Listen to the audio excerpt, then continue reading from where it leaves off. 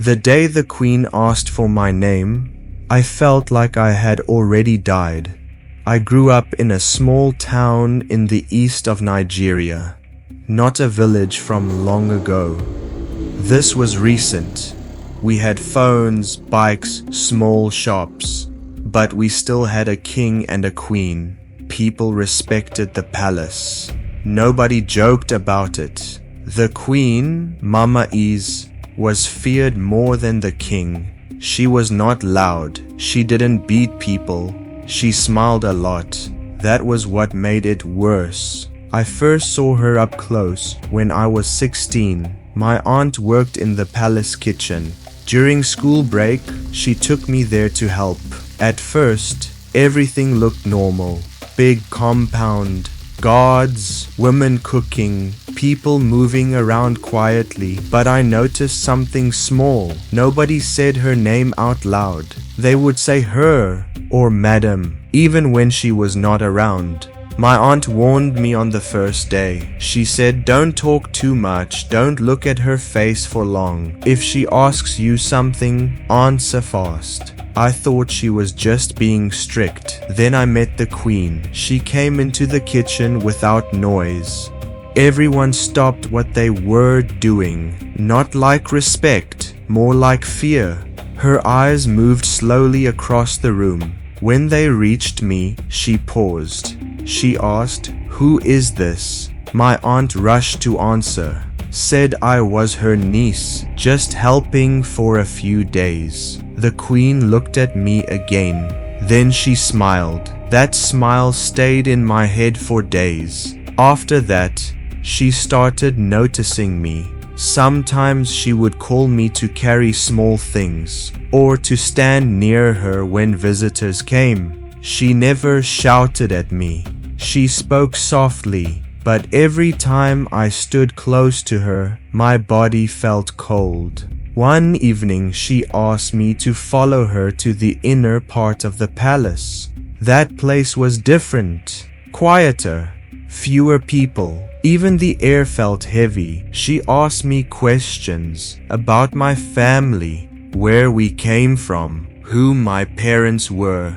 Then she asked my full name. I told her.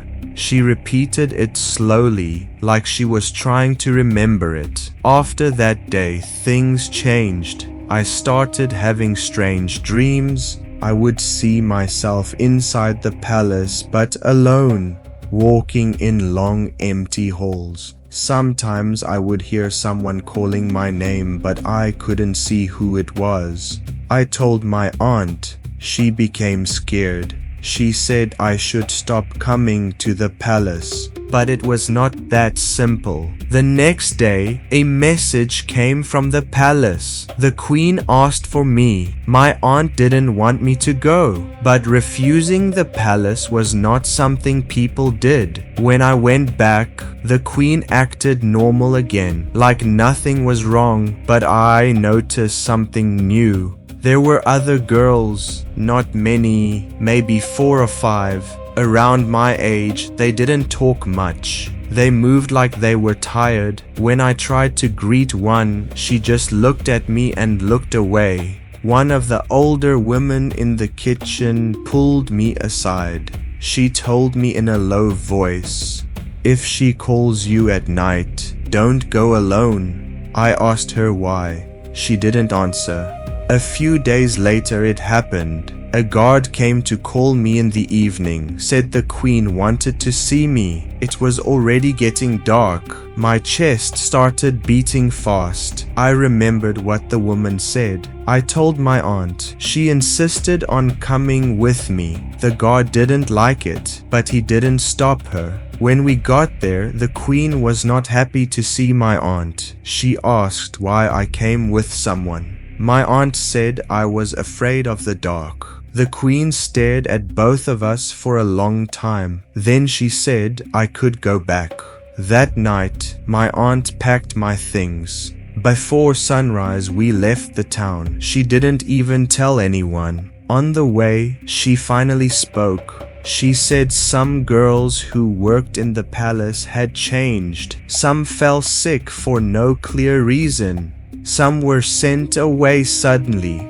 Some just disappeared from the palace and nobody talked about them again. No police case, no news, just silence. She believed the queen was involved, but nobody could prove anything. In that town, people don't speak against the palace and stay safe.